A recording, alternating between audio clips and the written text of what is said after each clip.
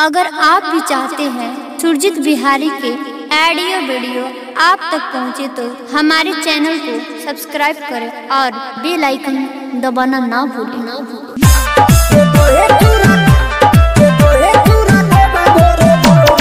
DJ Kanchan Raj Muzaffarpur singing by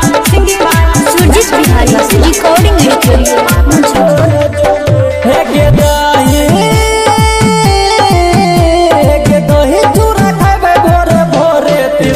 बाबे जोरे जोरे गे छौरिया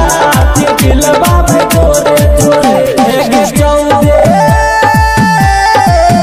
चौदह जनवरी के छिए परब सुने गे छौरी गोरे गोरे सुने गे छौरी गोरे गोरे सोनी राज रिकॉर्डिंग स्टूडियो महाराज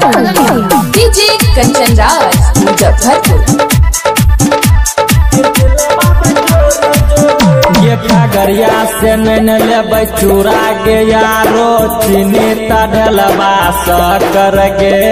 हमरा से बोल न छौरी के किन देबो मुरही करे न बकर बकर गे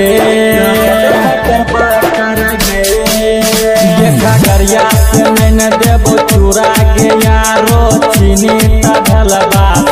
कर गे हमरा से बोल न छौरी के किन देबो मुरही करे न बकर बकर गे ठंडी लगे छे पोरे पोरे दिल बाबे जोरे जोरे गे छौरिया दिल बाबे जोरे जोरे mix by Pawan Bihari DJ Kanchan Raj Muzaffarpur साल के बढ़िया थे राइस तकिया हो माइस तखेब तिल कतरी गे पंडा से जाई के छौरी गे अपना नाम के देखलिए पतरी गे